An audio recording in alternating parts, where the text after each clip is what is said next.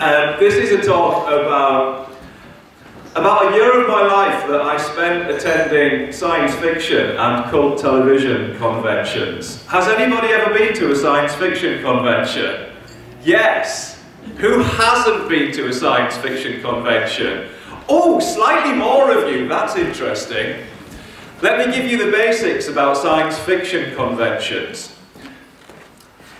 They're kind of where people who have an interest in a subject that other people might think is a bit strange and a bit weird, all of those people gather together and go somewhere quite unlikely. For example, a village hall, and talk about nothing else all weekend. I appreciate this might be quite an unfamiliar scenario to a few of you who are here today. I got obsessed with science fiction conventions about 10 years ago as a result of finding a story that I wrote. I wrote a story in 1981 when I was 8 years old, and it was called The Battle to Save Earth. And it was finding this story written in a W.H. Smith's exercise book in a box in the loft that really sparked me off on this whole strange adventure. Now, that is a page from it. I don't have handwriting that's anywhere near as impressive as that, now that I'm 46 years old. But that is actually a page from The Battle to Save Earth. And the book itself has The Battle to Save Earth serialised all the way through it, just for your torment. So I'm going to read you a little bit. So this is where my head was when I was 8 years old. The Battle to Save Earth by Bob Fischer, aged 8 1/4. Saturday the 21st of March, 1981. Part 1. One day, Richard Moxham and I were walking down Yarm High Street when a ray of light shot down from the sky and formed a kind of force field on the pavement. I held Richard back and I looked at the force field for a moment. Then I walked into it. Richard followed me. As soon as we felt the force field, we felt unconscious on the ground. Then the force field disappeared. I can't spell disappear, that's what I've written. The force field disappeared into thin air. I woke up in a strange room. I stood up and looked around. There was white walls and lots of screens around me. On one of the walls was an electronic door. Then I saw Richard laid at my feet. I pushed him. I said, "Wake up, Richard." Richard opened his eyes and stood up. "What are we doing here?" he asked. "That's what I want to know," I answered. Suddenly, I spotted a control box by the electronic door. I pulled the lever and the door opened and we both went through the gap. Behind the door was a long corridor. There was 12 doorways down each side. Suddenly, I heard footsteps. I pulled Richard into a doorway and a strange white robot with a laser gun in its hand came walking down the corridor. I ran out of the doorway, kicked the robot in the chest and grabbed the gun. Oh yes! Now we have to find you a gun, I said to Richard. I wasn't giving him that one was mine. I saw a trapdoor in the floor. I said to Richard, "Look, a trapdoor." I was quite literal at the age of 8. "What's down there?" Richard asked. I opened the trapdoor and looked down. It was too dark to see anything. "It's too dark to see anything," I said to Richard. I put my foot on the trapdoor and fell down it. To be continued, ... Oh, you know, one of the nicest days of work I've ever done. When I said to Hodder Stoughton, who published this nonsense, that I'd like to serialise The Battle to Save Earth all the way through it, And amazingly, they said yes, that would be a great idea. But the problem was that the drawings that I did when I was 8 years old just were a little bit too faint. They faded a bit to be scanned properly to reproduce in the book. So they said, could you do the drawings again? I was 32 years old at this point, and I spent a full day trying to replicate all of the drawings that I'd done when I was 8 years old. That was the first one that I did. I was so proud. So, essentially, rediscovering the battle to save Earth in an exercise book in the loft led me to rediscover my love of science fiction, something that had absolutely obsessed me as a child. So this is the introduction to the book proper. I'm 32 years old, and I'm sitting on the edge of the hatchway to my attic, my legs dangling precariously over the landing floor below. I've just discovered the battle to save Earth, neatly handwritten 24 years previously in a W.H. Smith's exercise book, and painstakingly punctuated with surprisingly detailed illustrations, all lustily drawn in black biro, and owing a substantial debt to the cartoon strips in Star Wars Weekly, reserved for me every week by Mr. Murray, the elderly newsagent whose dark, enticing corner shop was a wonderland of comics and stickers. The book was at the bottom of a cobweb-strewn cardboard box, lost under 100 weight of old whizzer and chipsies and a battered, time-worn, sellotape-strewn kaplunk, and it's the first time I've clapped eyes on it for almost 2 decades. Flicking through the book's crinkled pages, I feel like I've once again fallen through a swirling, mysterious force field, this time emerging unscathed on a breezy Saturday afternoon in March 1981. I am at my grand's bungalow in Acclaimed, a leafy modern suburb of Middlesbrough that contemporary Polaroids reveal to have been constructed entirely from brown and orange blobs. All of my photos from the 1970s have gone brown and orange. I don't know why. Coincidentally, I've just had beans on toast for me dinner. A long, lazy day stretches before me, and I prise open the front page of my pristine new writing book, the biro gripped in my tiny right hand, the key to unlocking an eager imagination. This one's going to get published, I tell my mum, as she brings in a small tray of tea and almond slices. Oh, I'm sure it is, she smiles, but I can tell she doesn't believe me. It took me a while, but I got there in the end. Like most of my friends at school, I'm obsessed with science fiction. It's that kind of era. Doctor Who is a fixture of Saturday tea times. I'm just trying to work out how to open. Is it that one? Oh, thank God for that. Doctor Who is a fixture of Saturday tea times. Unless you switch over to ITV, in which case you're probably watching Buck Rogers in the 25th century. Was that a boo? For God, knock yourselves out. Boo to Buck Rogers in the 25th century. I never watched it, I watched Doctor Who, obviously.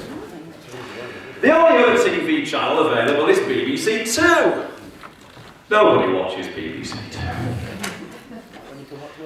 It's less than a year since the release of The Empire Strikes Back, and the influence of Star Wars is, well, it's universal.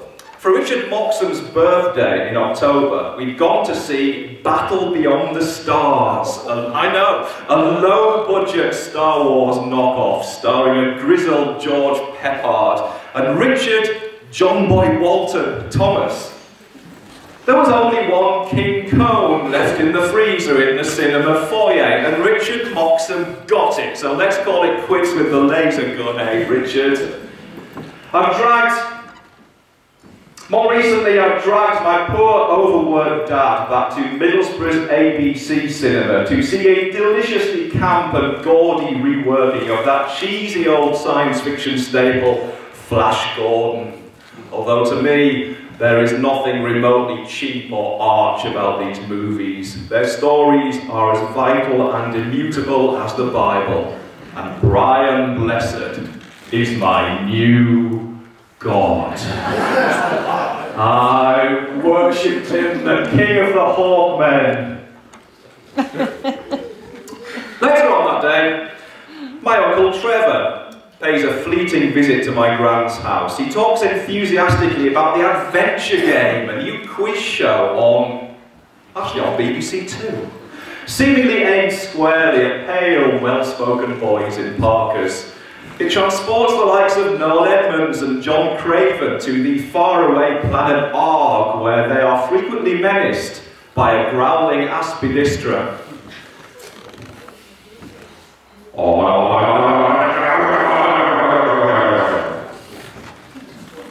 If anybody's seen the adventure game, I'm sure you'd agree that is unerringly accurate. Science fiction is everywhere I go. As far as I'm concerned, it's only a matter of time before the entire population of the UK dresses in shiny tinfoil spacesuits and communicates in strange, unearthly bleeps and groans. Gary Newman has started already. It doesn't last, of course. Within a few short years, admitting you like science fiction carries as much cultural credibility as admitting that, well, that you like Gary Newman. But diligent to the end, I keep the flame alive in my heart, long after the rest of my generation has lost interest, hit puberty, and discovered something called girls. I continue to have Star Wars Weekly reserved for me at Mr. Murray's newsagents. Now, there's a valuable first issue of Star Wars Weekly. So valuable you may pay up to £3.72 for that on eBay 40 years later. In fact, my obsession with science fiction and the darker corners of cult TV becomes so all-pervading that even as a 32-year-old man flicking gleefully through the battle to save Earth, the significance of the date, March the 21st, 1981, is immediately and obviously apparent to me. The day on which I wrote The Battle to Save Earth, March the 21st, 1981. Anybody? Anybody? Ah, fantastic, I've got you all. March the 21st, 1981. The day that he's nailed it! Go on, a round of applause for Steve. The day that Tom Baker regenerated into Peter Davison, part 1 of the Goblets, the Doctor Who story. Yes! Oh yes, that fateful Saturday with its almond slices and beans on toast and the first exciting instalment of The Battle to Save Earth. It was a pivotal day in science fiction history. I had little idea that Tom Baker was leaving Doctor Who, and only a vague inkling that there'd actually been previous actors playing the part. We were halfway through the Little and Large show before I recovered my senses. I'm going to leave Little and Large up there for a while, just because I just didn't know. I said, you might have to look away for a while.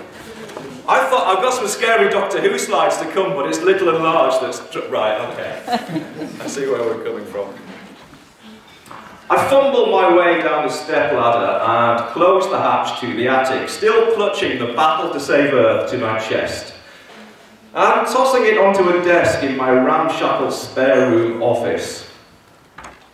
Purely on a whim, I boot up the PC and I go online to read a little bit more about Tom Baker's swan song story, Legopolis, and discover, entirely by chance, that in a matter of months, a Doctor Who convention is arriving 5 miles up the road in Stockton-on-Tees.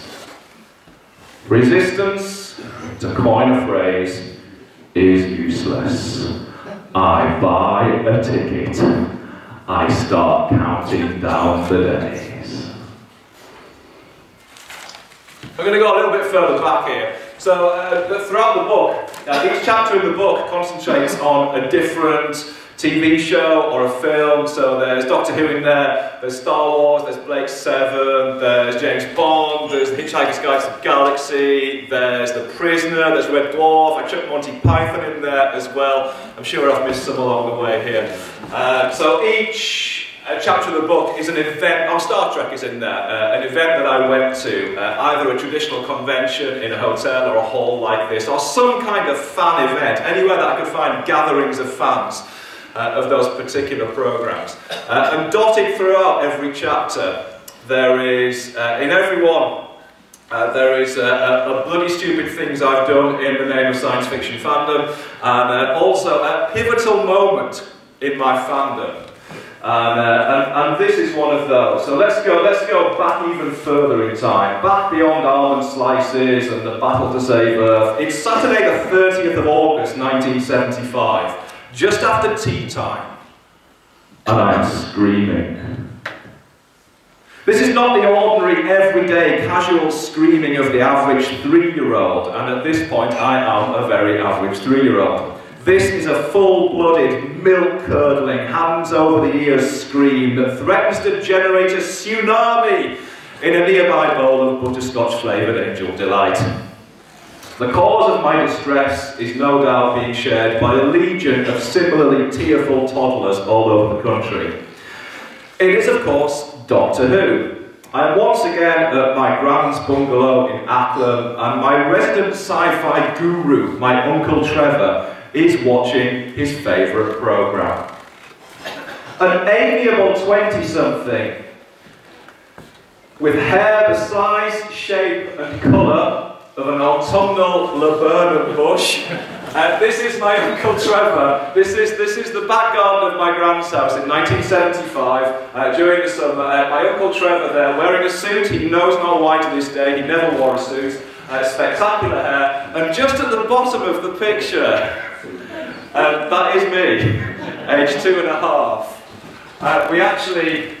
We looked at this picture for a long time. We thought there must have been some kind of occasion, a wedding or possibly a funeral, but we just can't work it out. But we do know it's the summer of 1975. So yes, Uncle Trevor, an amiable 20-something with hair the size, shape and colour of a laburnum bush and a beige nylon ensemble that generates enough static electricity to power a small African village for a whole month.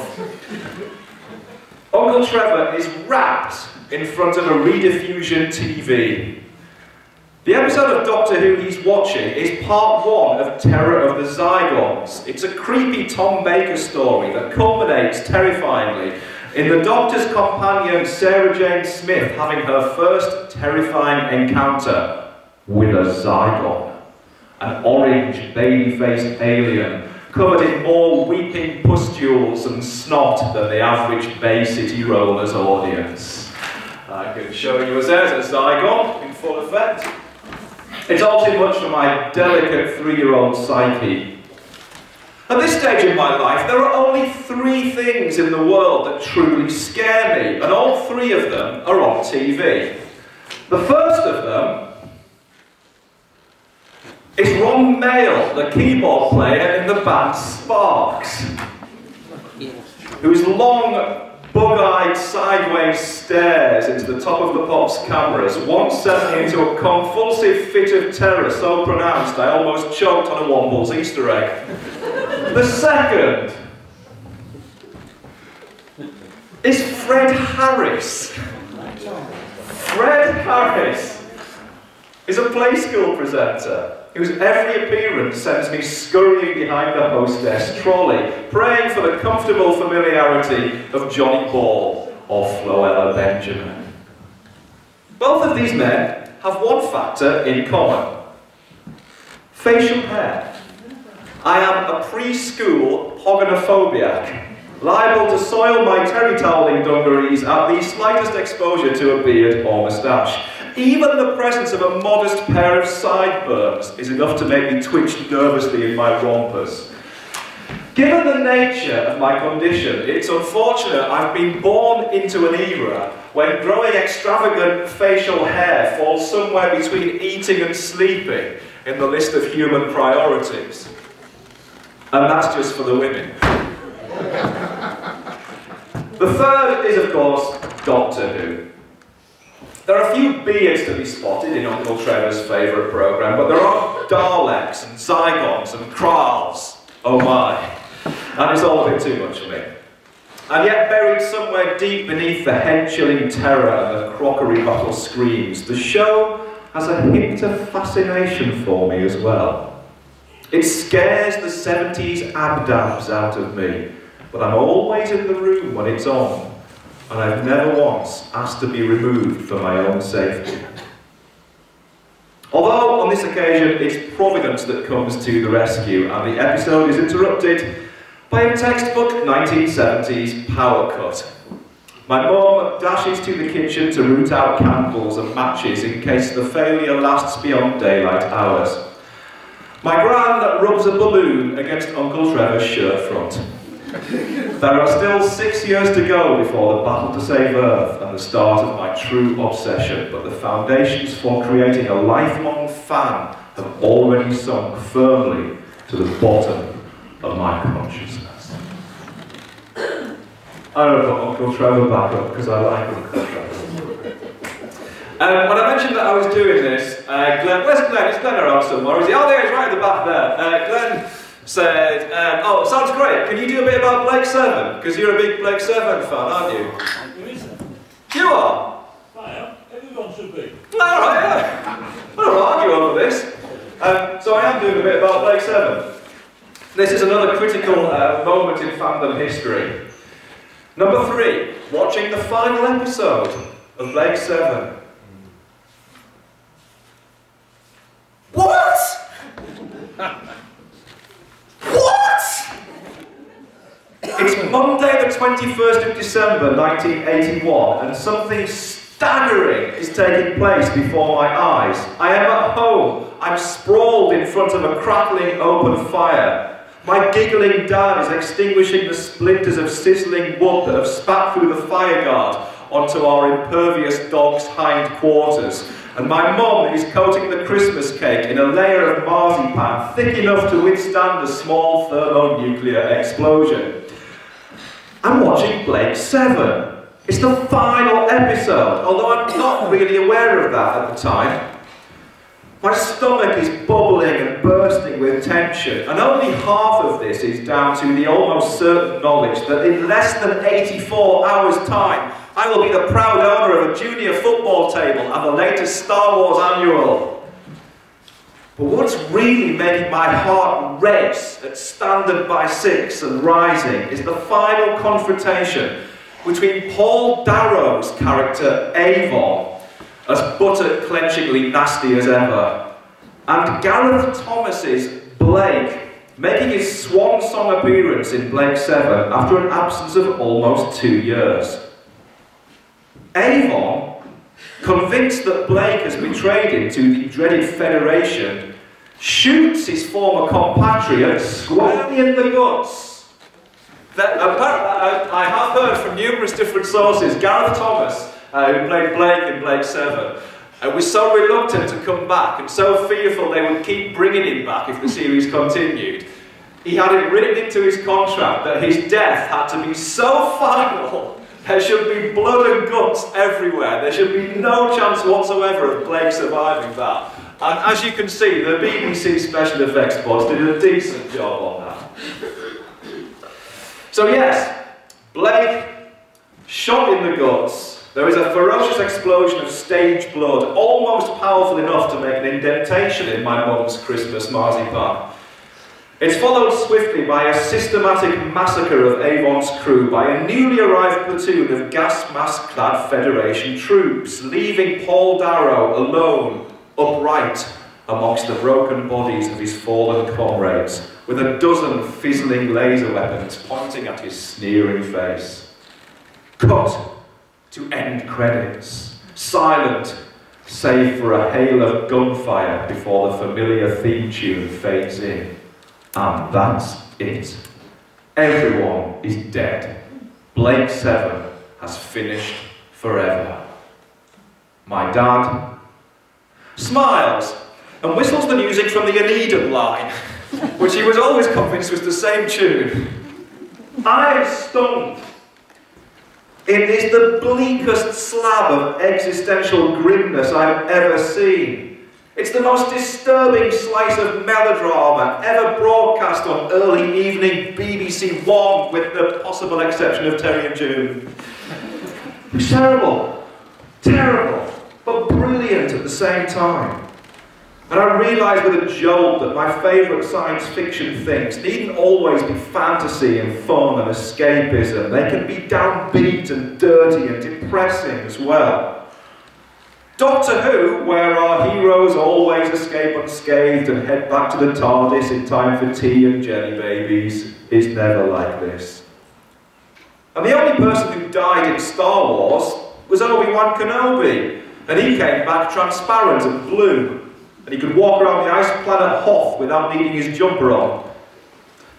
My 8-year-old self is given to flights of outrageous fancy, but even at this impressionable age, I'm pretty sure that Avon isn't coming back as a friendly, flickery ghost. Although 25 years later, when I finally meet Paul Darrow in the flesh, he is indeed wearing a big woolly jumper in a hotel in Stockton-on-Tees. Well, let me skip. Where are we? Right along there, don't I? There's another bit from the Battle to Save Earth. That is part 2 of the Battle to Save Earth. Another drawing I did in my favourite afternoon's work ever. That is the alien overlord, Kleber O'Brien. He is menacing. I don't think that's Richard Moxham actually, because Richard Moxham was blonde. I think that might be Kleber O'Brien's wayward son, who was called Flash O'Brien. Right. Some of the events that I went to. Where's it gone? Some of the events that I went to a lot of conventions in rather strange provincial hotels, often at the side of dual carriageways. But this was one of my favourites. It's a water pistol fight between Hitch-Hikers Guide to the Galaxy and Blake 7 fans. And it's an annual event, and nobody can remember how it started. It had been going for a lot of years by the time we went down there and took part in it. And it was just fun. I'll read you a little bit from this, but it was just absolutely fabulous. Where should I start? We're travelling down. It's myself and my girlfriend went to this. My other half, Sirica, who was with me throughout the course of these adventures, and through the course of writing the book, and through the course of getting the book published. She isn't with me anymore. I'm not sure if that's a direct result of all of this that happened. But we're driving down to this event. It was in Wareham.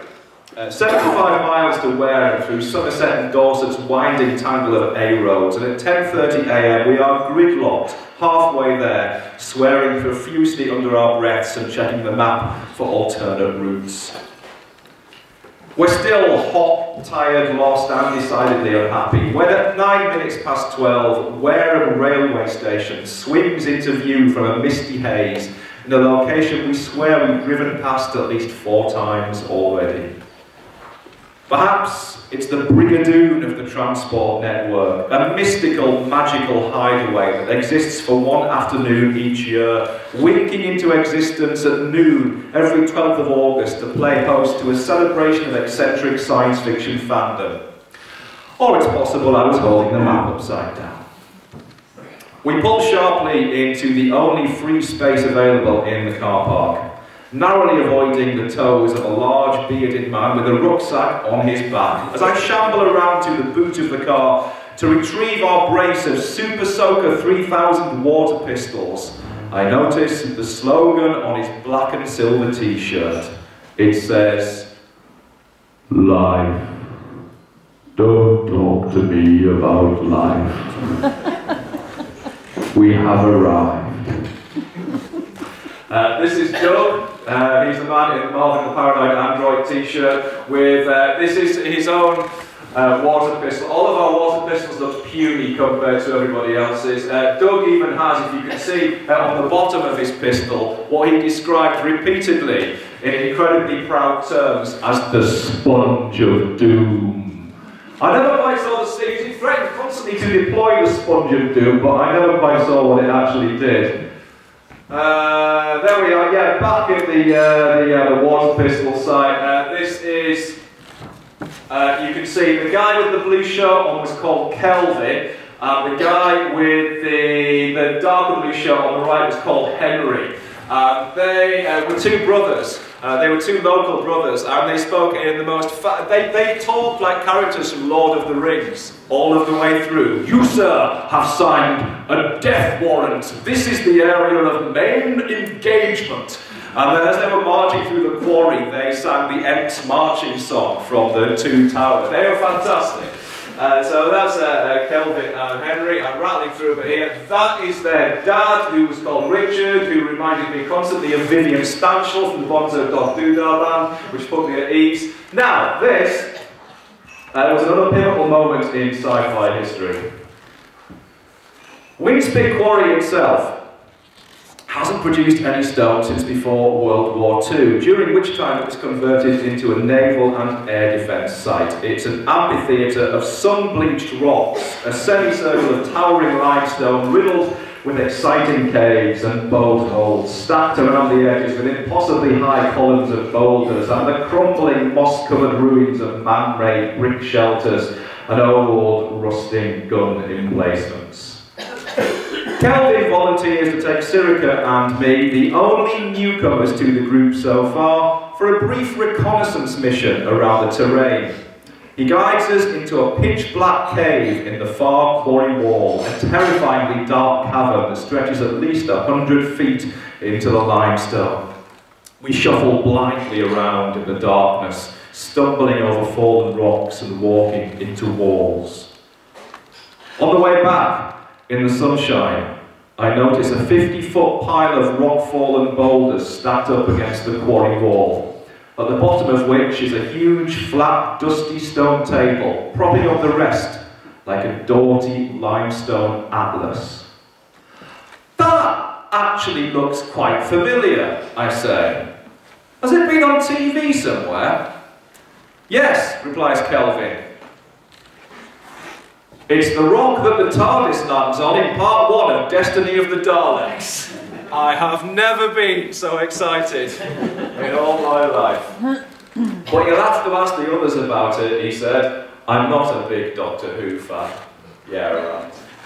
Oh, let me have a little think through. I probably won't get time to do that. I did want to talk a little bit about Robin of Sherwood, because Robin of Sherwood was the most extraordinary convention that I went to. It was in Ye Old Bell Hotel, which is a genuine medieval hotel on the outskirts of Sherwood Forest. And I have never met a bunch of fans and indeed actors who have thrown themselves so spectacularly into the ethos of the series. Mark Ryan, who played Nazir, a Saracen character, Nazir in Robin of Sherwood, has actually, he's created his own set of tarot cards based on English folklore and mythology. It's called the Greenwood Tarot. And we had a meal together. It was a full medieval banquet with everybody in costume.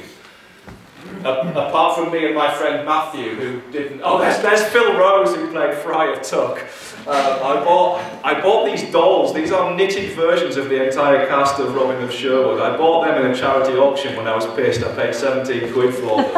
And they turned out to be utterly cursed. Every single thing that they did. If I put them on top of my computer fell to pieces, had to be completely replaced, hard drive died a week later. I had them in the back of the car broke down, ran out of petrol. They are now, seriously, those dolls are in a casket in the loft that I have not opened for over 10 years. I just dare not do anything with it. I really hope that Phil Rose is all right, because he came into quite close contact with them. There's Richard Carpenter, who wrote the series, again with just an extensive knowledge of English folklore and mythology. That's his wife Annabelle Lee, who played a character called Mad Mab in Robin of Sherwood. That's me looking extraordinarily youthful. Gaze upon this picture and weep for the ravages of lost youth, everybody. This is my friend Matthew, who I went to the convention with Matthew, who'd only seen the first 10 minutes of Robin of Sherwood, but he just wanted to go because he thought it would be fun to find out what kind of people went to a Robin of Sherwood convention. But fantastically, there was a quiz on the first night of the convention, and the first question 1 in the first round of the quiz was, what year was the first episode of Robin of Sherwood set? And he went, 1180. And everybody around the table went, oh, God, you know your stuff, but it's on screen for the first 10 minutes. So me and Matthew were the only people who weren't dressed up for this. And so the medieval banquet on the main night was just extraordinary. Everybody in medieval costume. And we had Mark Ryan, played Nazir, again this incredible mystical man. He was on the phone from the States. We got him on a speakerphone from the States because he was over there doing voices for one of the Transformer movies. That's what he does now. But he spoke about Robin of Sherwood and the effect that it had had on him. And his voice cracked at the end of it. And all of ours did as well. There were genuine tears in the room. And at the end of the conversation with us, he said, everybody, help protect us. And we all raised our glasses. It was just this extraordinary moment that I've never come across at any other convention. So Robin of Sherwood really made a huge, profound effect on me. Now, part 11 of the Battle to Save Earth culminates in, this is me and Richard Moxham and Clever O'Brien's Maverick son Flash. We've stolen a spacecraft from Clever O'Brien's home planet. We've piloted it back to Earth. And we've decided to jump out above Aston Villa's football ground, Villa Park, just as Gary Shaw was scoring the winning goal in a crucial derby match against Birmingham City. What on earth was going on in my mind at the age of 8? I have no idea. I can only say it was the start of the school holidays by then, and I was completely bored. I say, if you want to read more about this, I know time is against us here, feel free. I've got a little box of these. I'm very proud of it, and it is, even though it destroyed a relationship that I've been in for 10 years, I still hold it in great affection. So if you want to make yourself feel like you're consoling me for that in some way, then, you know, I don't want to play in your consciousness at all. But I've got a little box, and I can't draw anything apart from Daleks, but I'll happily draw it. On the off chance that you'd like a Dalek in it, I'll happily do that. That's no problem at all. And I just want to finish by saying, my Uncle Trevor, who kind of was my science fiction guru throughout this whole adventure, he was the man who introduced me to Doctor Who, because he used to watch it himself, even in his 20s, in the 1970s. He used to watch it around at my grand's house when I was there on a Saturday night. The whole family gathered and watched it together. So this is my Uncle Trevor in my grand's garden in 1975, with me, as you can see, peeping out from the bottom. My gran died in 1989 when I was 16 years old. I was so upset about it, and I haven't been back to the house since. The bungalow was sold shortly afterwards, and I never went. I never saw it. I'd drive past it every now and again. But just before Christmas, when the book was being reissued, the book came out 10 years ago, but it's now being reissued. Just before Christmas, I thought, wouldn't it be a really, really nice thing? As a little bit of closure, as much as anything, to see if I can have a look at the house where all of this started, the house where I sat down and wrote The Battle to Save Earth back in 1981 when I was 8 years old. So I just wrote a very speculative letter to just the owner of the house, just stuck it in the post, explained who I was, and I used to spend so much of my childhood there and it meant a lot to me. Could we come back and possibly just take a couple of photos there, just have a little look around? And I waited a month and I heard nothing, and I thought, you know, that's fair enough. It's a little bit of a strange request. If I got that from somebody I didn't know, I would probably ignore it as well. But then, just before Christmas, I got a phone call out of the blue from the guy who owns the house now, apologising profusely, saying that he'd been working away, he'd just come back, and he found the letter, and he thought it was the most brilliant thing ever. And so, just before Christmas, me and my Uncle Trevor